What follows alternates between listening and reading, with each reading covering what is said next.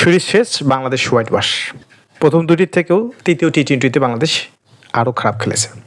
যার প্রচণ্ড সমালোচনা করেছিলেন তারা সান্ত্বনা খুঁজতে পারেন যে অ্যাটলিস্ট বাংলাদেশ প্রথম দুটি টি-20তেই ভালো করেছে। আমূল পরিবর্তন আসলেই যে বাংলাদেশ দল ভালো করবে এমনটার নিশ্চয়তা নেই। তবে প্লেয়ার নুরুল হাসান সোহানকে ভাগ্যবান বলতেই হয়। অনেকেই বলেছেন, আমিও বলেছি, শুরু থেকেই প্লেয়ারটির খেলা উচিত ছিল। সত্যিই তাই, কারণ লিটন দাস না খেললে বিকল্প উইকেট কিপার ব্যাটসম্যান শিবনী ছিলেন, ওনারাই খেলা উচিত ছিল। কিন্তু না খেলেই বরঞ্চ তার জন্য ভালো হয়েছে। শেষ টি-20তে সুযোগ পেয়েছেন, একটি বাউন্ডারি হাঁকিয়েছেন, কিন্তু 8 বলে 6 রান করে আউট হয়েছেন।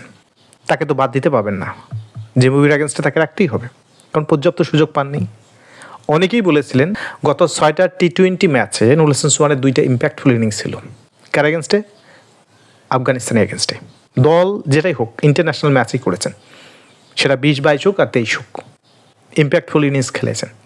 দেখুন, যদি নুরুল হাসান সোহান পর্যাপ্ত সুযোগ পেত, এই ধরনের পারফরমেন্স করতো, তাকে বাদ দেওয়াটা সোজা হতো।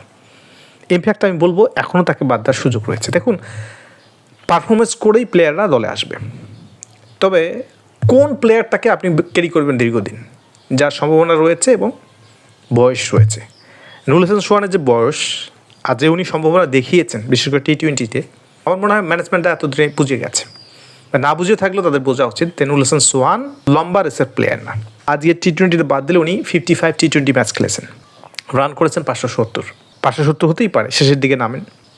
অবশ্যই তার স্ট্রাইক রেটটা বেশি হবে, কারণ গিয়েই মারতে হয়। তার স্ট্রাইক রেট 119 স্ট্রাইক রেট কি এনাফ? শেষের দিকে খেলেন, মিনিমাম তার 135 বা 130 হওয়া উচিত ছিল, কিন্তু তার স্ট্রাইক রেট 119। আচ্ছা, স্ট্রাইক রেট বাদে দিলাম, অবশ্যই তার এভারেজ ভালো হবে না, এভারেজ তার 18। এই যে 18 এভারেজ 119 স্ট্রাইক রেট একটা প্লেয়ার আপনার ক্যারি করতেছেন, যার বয়স 32 কাছাকাছি, সে আপনাকে আর কি দেবে? তার সক্ষমতা কি এতদিনে আপনারা বুঝতে পারেননি? এমনটা না, আমাদের অনেক উইকেট কিপার ব্যাটসম্যান রয়েছে।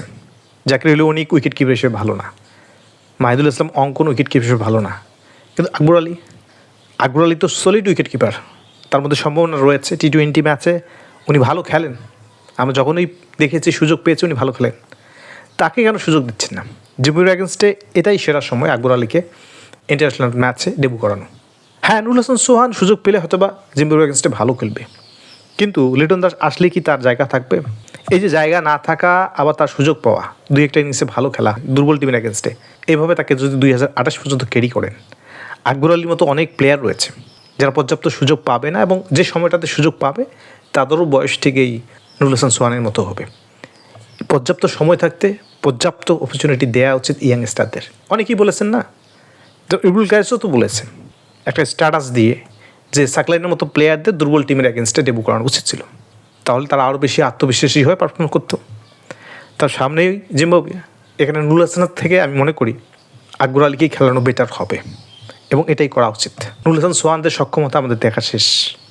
এরা কি করতে পারে? যে প্লেয়ারটি 55 টি-20 ম্যাচ খেলে 570 রান করে, এভারেজ যাদের 18, স্ট্রাইক রেট যাদের 119, রাতারাতি তো এরা চেঞ্জ হবে না। এখনই সিদ্ধান্ত নেওয়া উচিত। সামনের দিনে বাংলাদেশে, যখন বাংলাদেশ আর পিছনেই ফিরে তাকাবে না, এই সামনের দিনে এগুলো বাংলাদেশের সঙ্গে কারা থাকবে এবং কারা কন্টিনিউ করবে। প্লেয়ারকে ডেবু করানো নয়, বরঞ্চ কাকে কাকে বাদ দেওয়া যায়, এটাই এখন নির্ধারণ করার সময় এসেছে, এবং এটাই রাইট টাইম যে কাকে আর ক্যারি করা হবে না। নুরুল হাসান এমন একটা প্লেয়ার, টি-20 ফরম্যাটে তাকে সম্ভবত বাদ দেওয়ার সময় এসেছে। ধন্যবাদ সবাইকে।